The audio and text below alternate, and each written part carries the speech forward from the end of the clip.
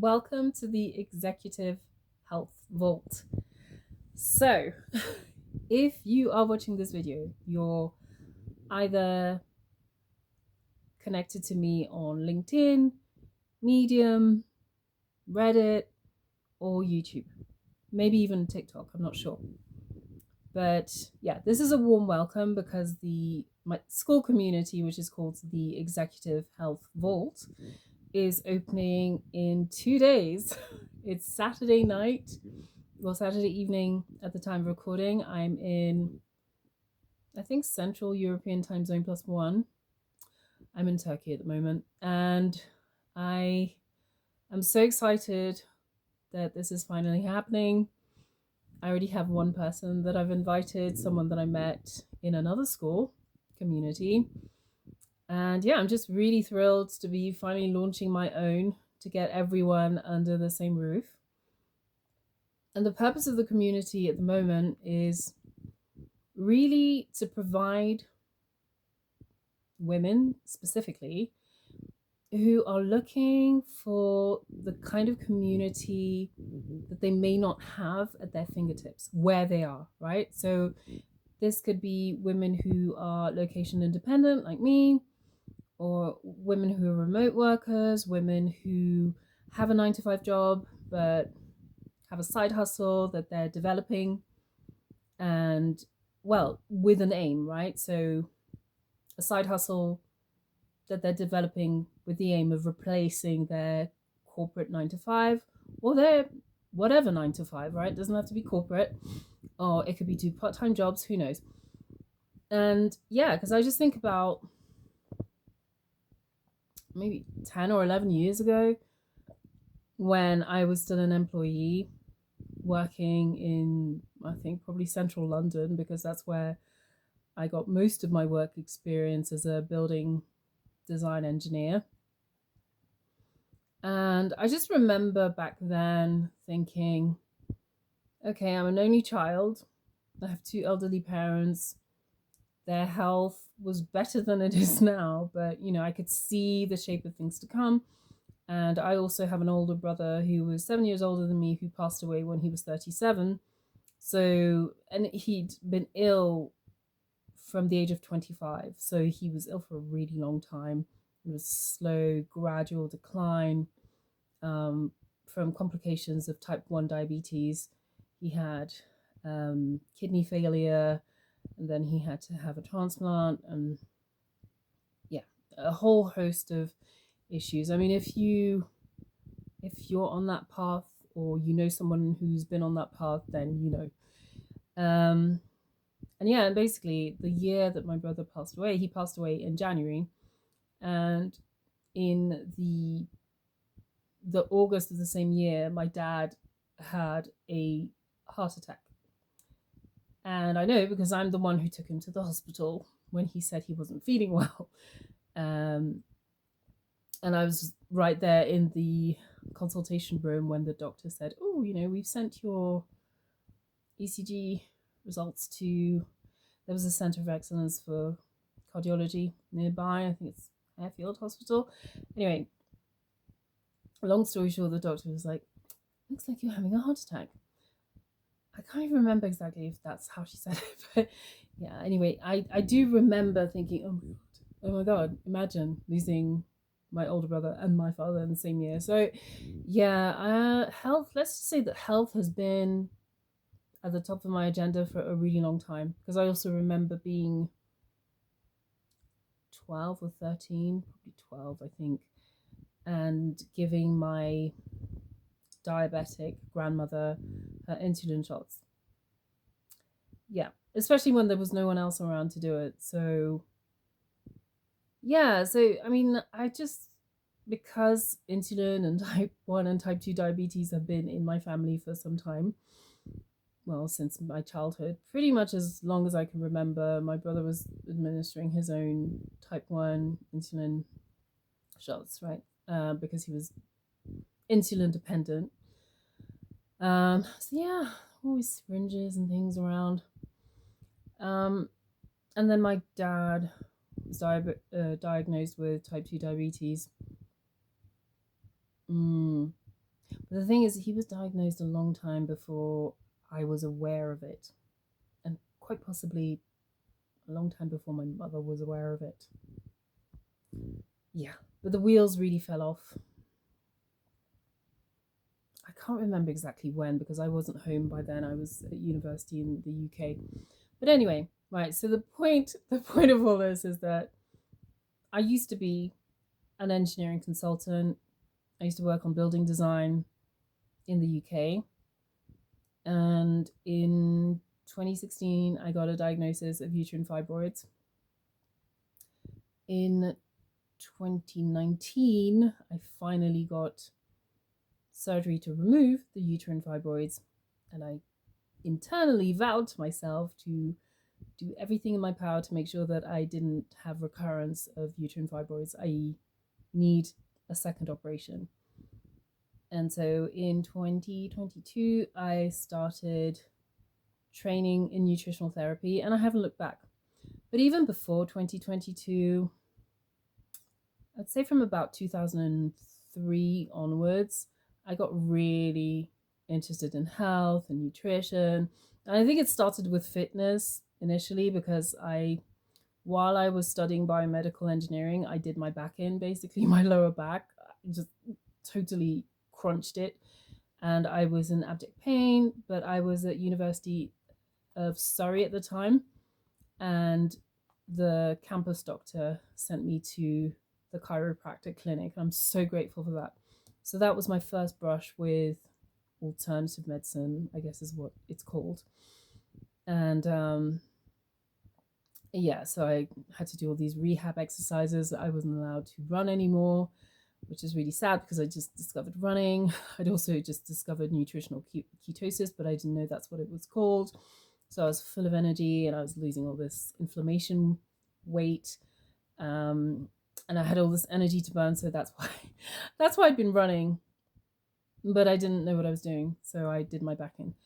And then I had to swim and do all this rehab, and eventually I was able to just resume normal activity. But by then I was into strength training, and that just kind of set me on a path. That was, I would say a path of about nearly 20 years, right, to the current day.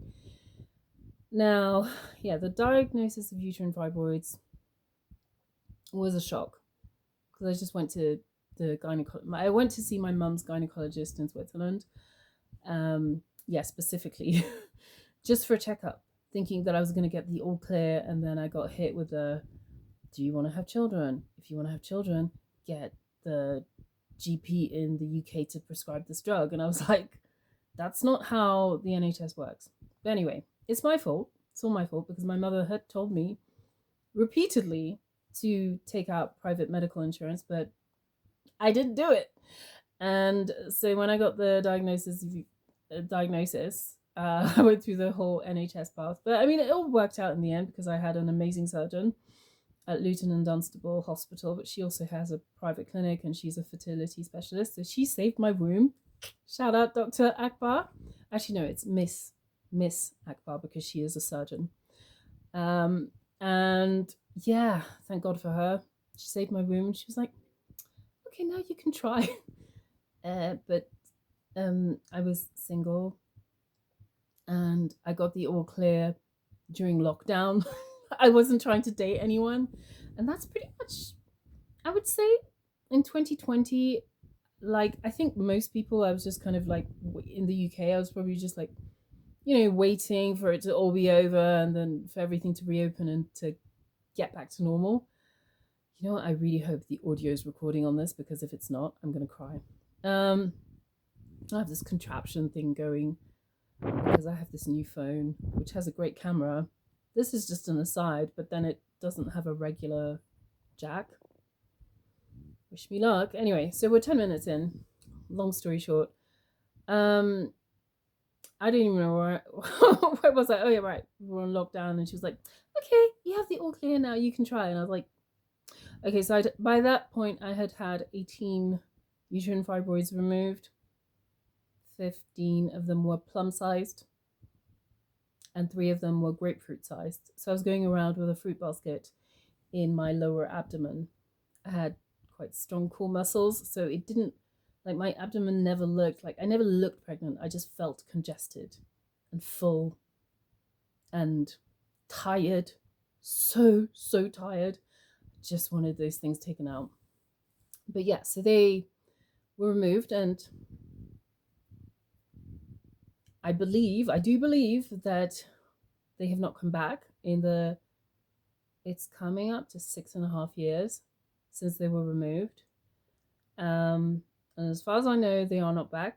I don't have the unpleasant symptoms that I had before the operation. What I do have, though, is I still have adenomyosis, and yeah, I still have cycles. So that's kind of how I know that. Yeah, anyway, so I mean, that's a different kettle of fish, and it's more about managing inflammation, which is really the cornerstone of the protocol that I have in place for women who are preparing for uterine fibroid surgery, removal of uterine fibroids, right? So that's, if you've come to the Executive Health Vault via my website, myomectomyprep.com, then you already know this. You know my story. Yeah, you know that I'm 6.5 years post, nearly. It'll be at the end of May. I'll be 6.5 years post, that I'm symptom free. I will get a checkup, an ultrasound to see, now that I'm in Turkey, I'll get, either here in Turkey or in Montenegro, I'll go and see a gynecologist privately. And I left the UK in June of 2021. And I've been back a couple of times, but never to settle. So, yeah, and so the whole point of the Executive Health the Executive Health Vault, and I'm getting the two mixed up because my company is called the Health Well NTP Limited. NTP stands for Nutritional Therapy Practitioner Limited, right? So that's the company. But the SKOOL Community is called the Executive Health Vault, and it is for entrepreneurs and remote workers, location independent business owners, freelancers, digital nomads, all the people that I've met along the way. And the idea being that if you can't find the community that you want to support you on your entrepreneurial journey, and maybe even your health and entrepreneurial journey, then you can find community here with us online. And the important thing to note about this community is that, yes, it is centered around women and feminine energy, in the sense that this is not about hustle and grind culture where you compromise your health in order to get the business of your dreams, or, let's face it, the income of your dreams, through just grinding and just tanking your health. And this is about supporting yourself mentally, physically, emotionally, and I guess nutritionally, right? So that you can work smarter, not harder. You can improve your cognition. You can capitalize on whatever free time you have that you want to devote to your business, whether it's a business that you want, as a kind of, funding for retirement, or, for a special purpose, or if it's a business that you want to replace your 9-to-5 if you have one, or like a couple of part-time jobs, or whatever it is, right?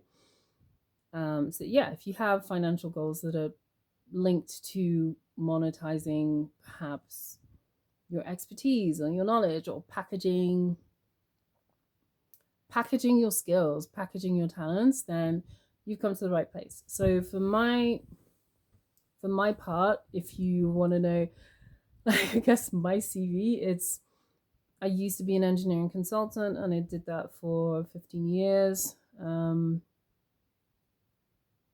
It was, honestly, I think I knew everything I needed to know in that role within 5 years, and then the rest of it was just like taking more professional exams and just being at the whim of whichever line manager or new director came in. And in the last company that I worked for, I had 3 line managers in the space of 5 years.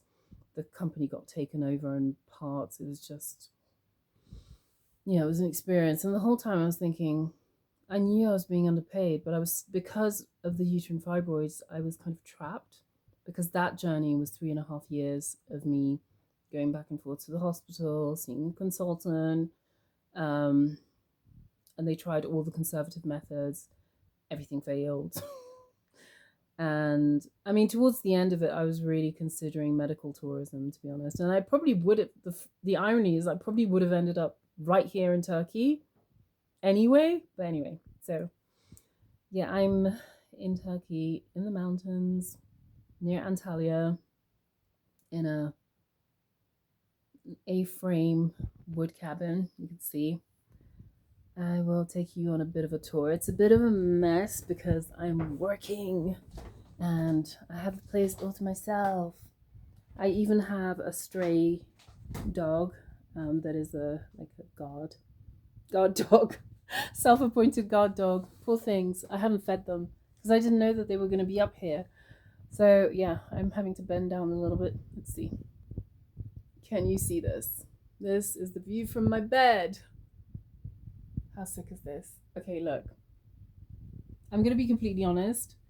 I saw this Airbnb, or this listing on Airbnb a year ago.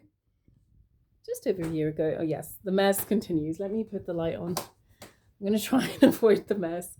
But yeah, this is a nice area at the front, the front entrance. The sun is setting, or has set. These lovely chairs. This is me. Hi, my full glory in this mirror, so you can see what I look like. And yes, I'm wearing trousers that are not ironed. There's a wardrobe here. There's this thing. There are no hangers. So you're getting the Airbnb tour, by the way. There's another chair here that's got all my junk on it. And then my rucksack is on the floor, but I'm not going to show you that because that's really a disgrace. Let's see. Can we switch this on? I don't even know how to switch it on. I can't see a knob or anything. But anyway, I'm sure it's very... Oh, there it is. Okay, hold on. Switch it on for you. Because I arrived yesterday after some shenanigans. Oh, yeah, I think the bulb is gone. But then, I don't know. Look at that. That looks pretty shocking to me. So yeah, the bed. It's a bit of a mess, but... the stairs, right? The first step is really deep. So I have to go sideways. Got some light on, and here we have the terrace at the back.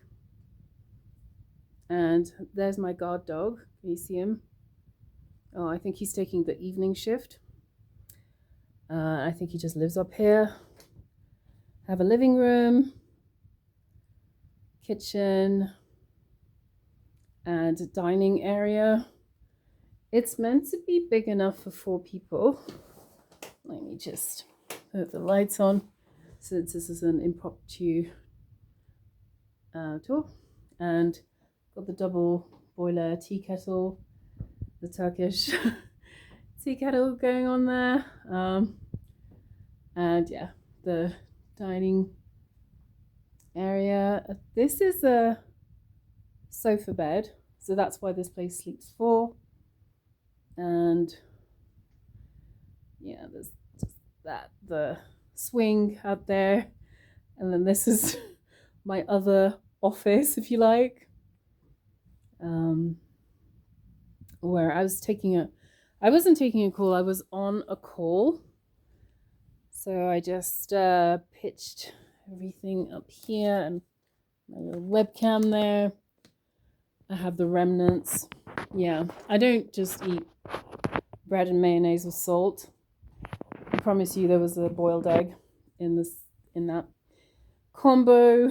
I'm going to take you outside. It's a little bit cold out there, so I'm going to see if I can maybe grab my hoodie. I'll take you outside as well. So yeah, you're getting the unofficial tour, and I love this place. I'd like to come back with my clients next year. So like maybe, okay, this is rather embarrassing. Just realized, like, it rained out of the blue. It just kind of like, it rained earlier on, and I need to put the I need to close the screen here, because I don't want things flying in. There was a wasp earlier and let's see. Okay, cool. Yeah, so this is the view. Like, this is what there was a lizard underneath this, and it got wet in the rain, so that's not good. But I know that this cable is like a lighting cable thing. Anyway, swing, and look at this, snow-topped mountains, snow-capped mountains. And I'm going to show you, yeah, it's just the trash, the garbage. Yeah, and I really mean it when I say it's an A-frame. That's the bedroom up there. This is the ground floor. And I mean, yeah, I guess the wood could do with a little bit of a lick of varnish maintenance. And there's this light thing that was covered. It's a bit precarious. I'm always thinking, like, that's the consultant in me. I'm like, if I were them, I would have covered that plug in something weatherproof, but there you go. And yeah, it's I do tend to like sprawl everywhere when I move into a spot. And we also have the bathroom. Let's see, what are we dealing with? Yeah, I'm doing a bit of laundry by hand, but there is a washing machine. And yeah, this is me with my hoodie. Hi. It's a nice mirror. It's a little bit dimly lit in that corner, but at least there's a window, which I think is really important in all bathrooms, especially kind of, you know, in coasts. Because when I travel, I follow the sun as much as possible, but I also like to be by the water. And I know I'm in the mountains now, but Antalya is a seaside town, and there are certain things, certain features that keep on that are recurrent features, like some places. Oh god, close this properly. Right, yeah, so certain places, there's just certain places where they don't manage humidity all that well indoors, and you can tell, like, these places smell musty, and you know, like the drainage isn't right. Ugh. These are the things that irk me, and I've encountered this in Croatia. I've encountered it in Sierra Leone, which is also coastal, by the coast. Yeah, these are just things that irk me, because I'm always thinking about, well, if I live by the sea or by the ocean, am I going to have to contend with musty, humid, damp, horrible things in the home? Because you want it to be waterproof. You want it to be well insulated, so that if you cool inside or you heat the inside, it stays at a nice temperature. These are all the things that, this is like building services engineering, basically. And my mind is always thinking that way. And I love this A-frame thing. And I haven't noticed any, I don't think I've noticed any water damage inside, which means that it's properly, but I'm gonna switch around so you can see. Yeah, the listing is on Airbnb and I will share it when I leave this place. And for now, I really like, this is another feature that I really like, the screen doors for preventing bugs, because I'm sure it is wild in the summertime. And we're going to go out the front, but I did have there was a dog earlier here who, oh my god, I can't open the door. Okay, right. So there was a dog earlier out here. So we have all of this. It's number 25. And A-frame, as I said before. Oh, there's a screen. Oh, there's a screen for the front door as well. And the dog, earlier on, he was on top of here, so I don't know. I'm showing you warts and all, right? Down in the valley, we have, just getting the tour of the property. Someone's over there, I don't know. I guess they're visiting the neighbors. We've got the double boiler kettle thing going on there. I've only seen it in Turkey, but I'm sure it's like familiar to other parts of the world. I think this is some kind of an oven, or what I'm guessing, and what I would call a pizza oven or a barbecue, I guess. And in this spot I can actually smell damp. Oh, clothing line. Oh my god, I didn't even know that thing was there. So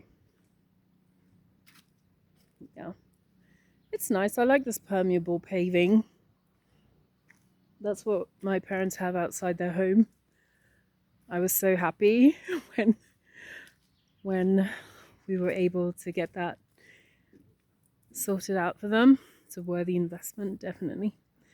Because before that, it was just grass, and the lawn just used to turn into a mud pit. So yeah, this is it. This is her in all her glory. And all you signed up for was an explanation about what the executive health vault was all about. Well, it's where to house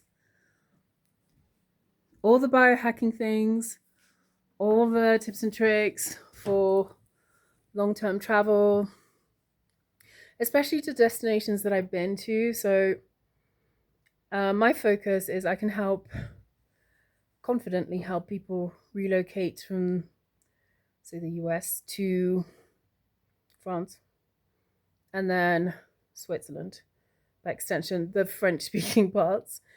And then I have a network of Diasporan Africans, or first generation, second generation born Europeans of African descent then, who live, so I've got family in Denmark, I have friends who've lived, I think, all over Western Europe. So Germany, I've lived in Switzerland, France, but Austria, where else? Benelux, I think. That's enough. And then in terms of just short-term travel, so things like, maybe you want to go on a scouting trip.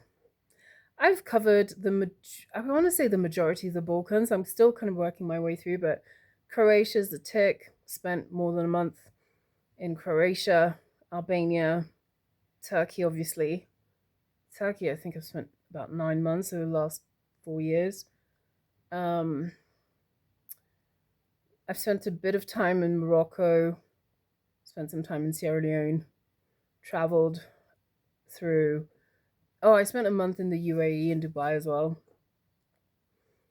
Spent probably about 6 weeks in Egypt, so 4 weeks in Sharm el Sheikh, and 2 weeks in Cairo, but that was more of a holiday. I'm trying to think of other places. Yeah, I spent time in Indonesia and Thailand. Transited through KL in Kuala Lumpur in Malaysia, but I'd love to spend more time there. I love Southeast Asia, not even gonna lie. And yeah, and before embarking on my epic journey as a digital nomad, I would say since September 2021, because I left the UK in June, and then I had like 90 days to figure it out because I'm a British citizen, so I couldn't stay in the Schengen area for more than 90 days. So I got vaccinated. I was like, stick me and I can travel. I will stick me, I'll figure it out later, and I will travel. And that's what I did. So in terms of the Balkans, my list so far includes, well, Turkey does count, I think, in part. Greek island, Albania, Montenegro, Croatia. I have not been to Serbia yet. I've been to Bosnia, but I haven't stayed in Bosnia. And Bosnia-Herzegovina, by the way. And I've spent quite a bit of time in Bulgaria, but I have not been to Romania yet. So I think that pretty much covers it. Yeah, that pretty much covers it. And yeah, I mean, oh, and there's Cyprus as well, but Cyprus, not Northern Cyprus. I haven't been to Northern Cyprus yet. The part that is controlled by Turkey, that is. Yeah, so I think that pretty much covers it. I have spent time in the Caribbean, or Caribbean, if you're from the UK. So St. Lucia, I went there for my friend's wedding. Trinidad and Tobago is where my bestie is from, so I've been to both. She took me to Tobago. And there's also Barbados. So yeah, one of my exes is from Barbados. So we went there for his family reunion eons ago. And that was amazing. My God. It's like I'm meant to live in the tropics. And yeah, Mexico. Spent, I think, literally 3 months in Mexico in 2024 from February to May.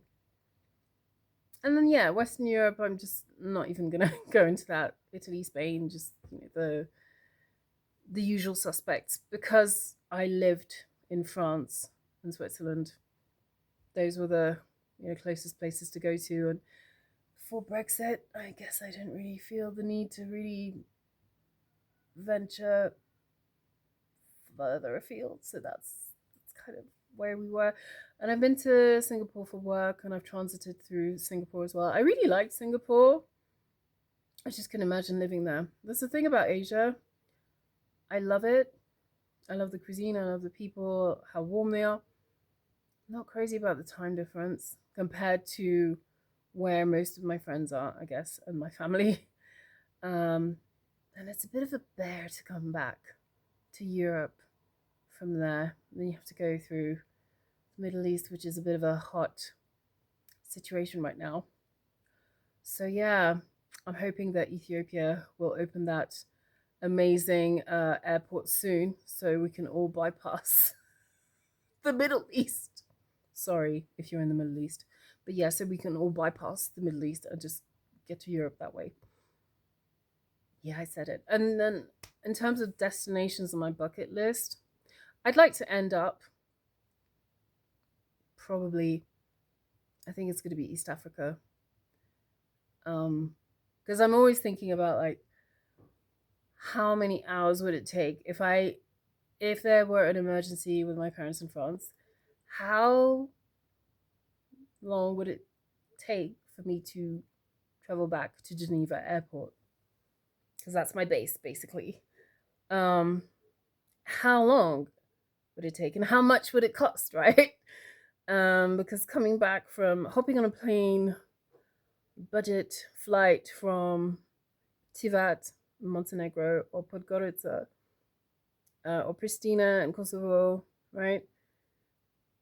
We're talking what, like a few, maybe less than €200, even at short notice. But if that were Nairobi to to Geneva, that would be a different price bracket. So yeah, that's how my mind works until I can find a workable solution for my parents being with me, or it will never be me being with my parents because I'm not going to become a French citizen, and I'm not even pursuing French citizenship. Residence, not citizenship, residency. Nope, I am not.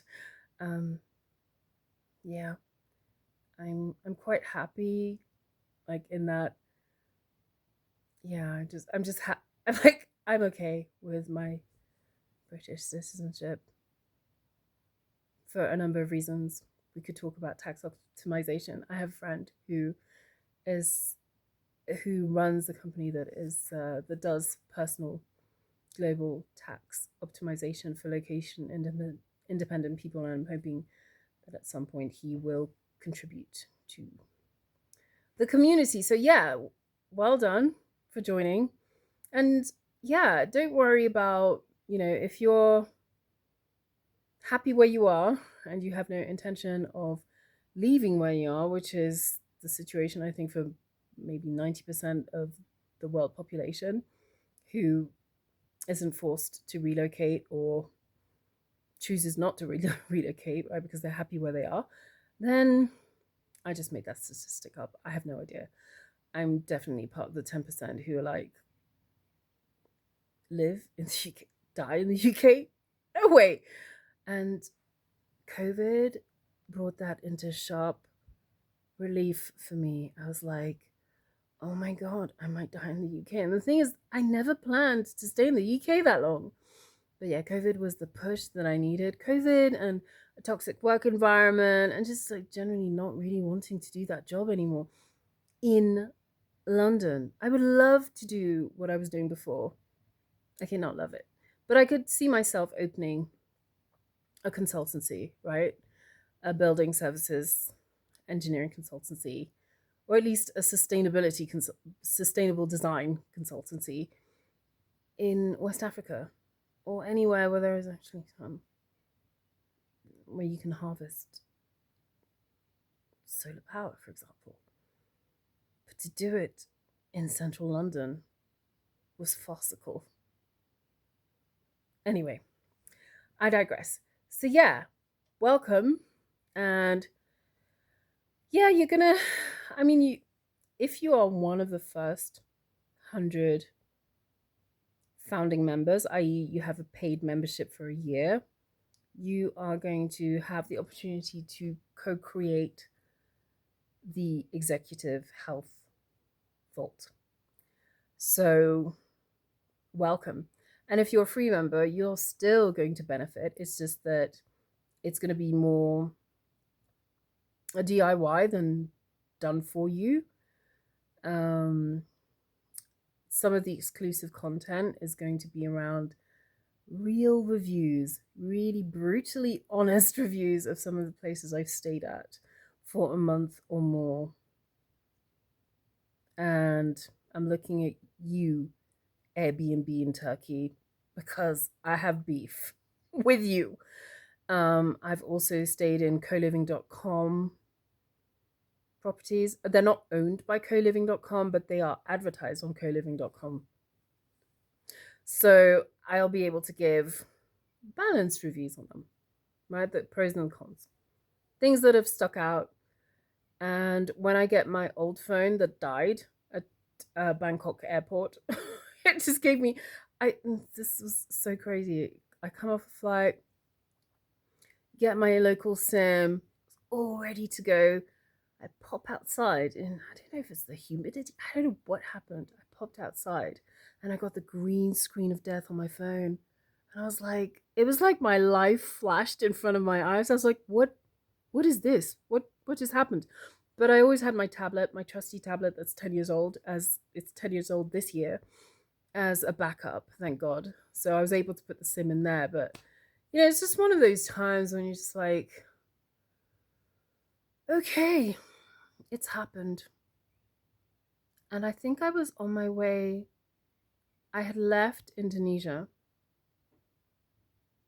and I'd spent the night in Kuala Lumpur, caught a flight on AirAsia. Hi, AirAsia, please sponsor me one day. And landed in Bangkok, and I was like, yay! All ready to go down to Pattaya because I met this Chinese girl who said, you should go to Pattaya. I will tell you about Pattaya later. I don't think it's really the place for a single black girl. I think passport bros like it better. Let's put it that way. But anyway, yeah, so there I was, and a green screen of death, and I was like, oh my God. Because, back then I wasn't really on the ball when it came to all the travel content and stuff. I was just just taking videos. Like, I was behaving like a tourist because I wasn't a travel vlogger, and I'm still not a travel vlogger, but I was making content for my friend back in Trinidad. I had an audience of one. She was the only one who cared. Even my family, initially, they were like, oh my God, you're traveling, you're just going around alone. You don't even know the language. You don't know these people. What if you get kidnapped? And yeah, they freaked out for about 6 months. And so I created a WhatsApp group called Proof of Life. And I would check in with them every day. And I think after 6 months, they were just like, you know what? Your life is in God's hands. Vaya con Dios. Ciao. Yeah, I think they were fed up of like, oh, Claire with an elephant. Claire with Claire by the beach. Claire making new friends and drinking cocktails in the middle of the day when they were in a not so sunny England, thinking, why is this happening? So anyway, yeah, so they're cool about it. Now they don't know, and they don't ask anymore. But I think it's just ironic how I felt more at risk living in Bedfordshire in the UK alone than I have ever felt abroad. Because abroad, somehow, I don't know whether I meet people in hostels or co-living or whatever it is, co-working spaces, I make new friends all the time. I always have someone to, okay, apart from this situation where I'm here alone, but that's because something fell through. One of my friends was going to come, but he's had a family emergency. Yeah. Anyway, so yeah, my family was way less concerned about my well-being when I was in the UK, and I was completely and utterly miserable and felt isolated. And literally, when I left in June of 2021, it felt like a matter of life and death. I mean, yeah, my mental health was not that great, even as an introvert. So I was happy to work from home all that time, but yeah, it just took its toll after 15 months, especially since the first few months I was still recovering from major surgery. It was a lot. I mean, I just felt like I was like, let me out. I was like climbing the walls. I almost cried. Okay, so this is how I escaped from the UK. I think there was like a 2-week period when the travel restrictions were lifted, but I missed that 2-week window because I was still trying to clear out a 2-bed duplex flat in Bedfordshire. And so I went down to the Eurostar terminal on the 23rd of June 2021, which is my brother's birthday. And yeah, I just remember I had the paperwork, what I thought was the right paperwork. And yeah, and the immigration officer at St. Pancras was giving me a hard time. And I nearly broke down in tears. And we're having this argument in French, by the way. He's like, oh, but how do I know that your father is sick? Blah, blah, blah. And I was like, anyway, it was like either tears or anger. And I think I just went with something in between. Because the thing about, okay, having grown up in France, one thing that I do remember is that you have to match aggression when you're dealing with French people. It just is. It is what it is. And they might tell you, no, that's not true. I know different. I know what I'm talking about. So I was like, and as it happens on that day, I didn't realize because I started my journey around, was it 6 a.m. UK time? By the time I made it home, it was probably about 7, 8 p.m. My dad had been rushed to hospital because he had a stroke. So he literally was admitted into hospital the day that I traveled home. And yeah, that was just the beginning of the fun and games. So yeah, I suppose I'm also in that age bracket where, parents' health starts to fail.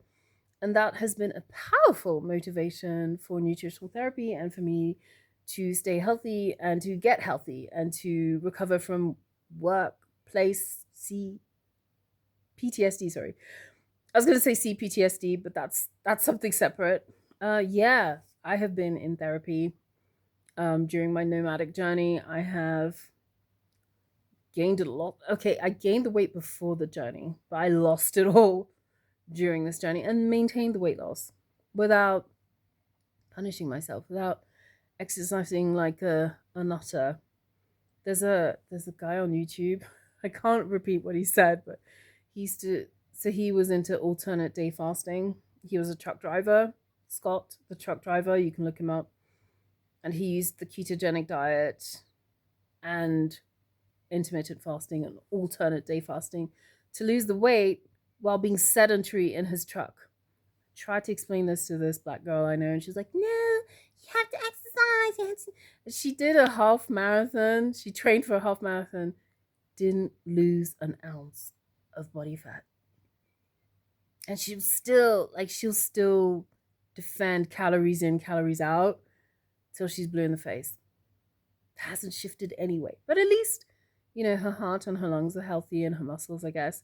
I don't know. I'm not really into running anymore. Not since the debacle from when I was like 22, 23. I broke my back. So yeah, no, not really into that. But yeah, I love dancing.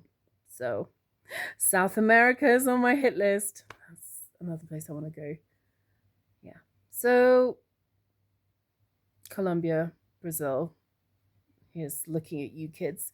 So yeah, this is the rather long intro to the executive health vault for people who want to live a life by design and who want to live a happy, productive, full life into old age. And for people who don't necessarily want to retire, because you only need to retire if you've run out of things to do in your life, or you're sick, or you don't want to work. And it's fine not to work, but you can still, have an enjoyable life, right?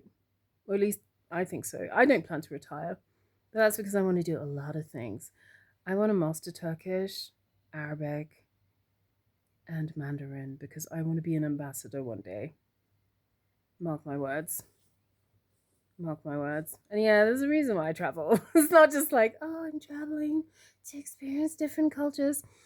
I've been traveling since, not quite since I was in utero, but before my first birthday, my parents had relocated us from England to Switzerland, which is why I speak French fluently. And I still do after some, refreshing over the last 5 years. But yeah, I'm also into human design, and I use that on my clients without them knowing.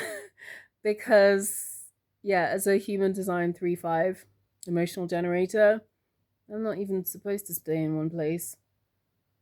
And that's why I thrive on the go, on the move.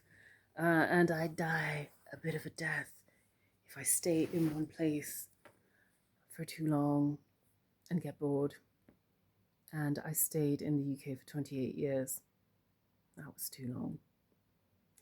But we're free now. So, whoop-de-whoop. Okay, now the light is really starting to go. So I'm going to love you and leave you. And welcome to everyone from YouTube, Reddit, Medium, LinkedIn. LinkedIn is a joke because we know nobody's coming over from LinkedIn to a SKOOL Community. But I mean, it's nice to try. Apparently it's good for B2B to have a LinkedIn profile, so that's why I have that. And also, if you're from YouTube, welcome. YouTube is my spiritual home. I love it. I love Reddit as well. Oh, and TikTok. But yeah, it's unlikely that anyone from TikTok came over because that would require like I don't know. I mean, this video is 50 minutes long. I'm not going to edit it. Yes, it's going to be on YouTube, and I don't know how you get from TikTok to YouTube. So, especially since I think one of my pages on TikTok is banned. I think it has something to do with my rather vocal opinions about man versus bear, aka 62 million visits to the Great Academy. Oh my god. Okay. Look, whether this is factually correct or not, like if you're one of those people who's like, oh, it wasn't actually 62 million, it was 61,999,995, you might not like the executive health vault. Or what I have to say, because I'm very opinionated. I am an Oxford graduate, after all. Like, let's not gloss over that fact. Oh yeah, I didn't explain. So, yes, I grew up in Switzerland and France and in Zimbabwe, but secondary school was in the home counties. And that's actually, I was going to drop a name of a prime minister who was in the year below me at Winchester College while I was at St. Swithin's, but I won't. Let's just say he's an ethnic minority who became a prime minister. And I remember distinctly watching him on TV and being like, what's he doing on telly? I didn't know that he went into politics. But anyway, that's besides the point. Point is, I am opinionated. If you don't like opinions, I'm also a Libra Scorpio cusp. So not only am I opinionated, but I'm vocal and critical. So yeah. And that's the call to prayer. And I really love it. I love the way that it's just echoing in the valley. So I'm going to love you and leave you on that peaceful note. I will not be editing this. So if you've made it this far, welcome. I can't wait. It's going to be brilliant. It's actually going to be brilliant. I know it is. And one of my friends, my Bulgarian friend who's not on social media anywhere, told me, don't get involved. He's like, don't get involved in the gender wars. And I was like, did you just forbid me from... This man is 10 years younger than me. I'm like, I'm going to weigh in. I have things to say, okay? I have things to say about relationships. These won't be in the health vault. Don't worry. But yeah, I'm not... TikTok can't silence me. Okay. Bye. Claire Fowler signing out. Cheerio, chickens.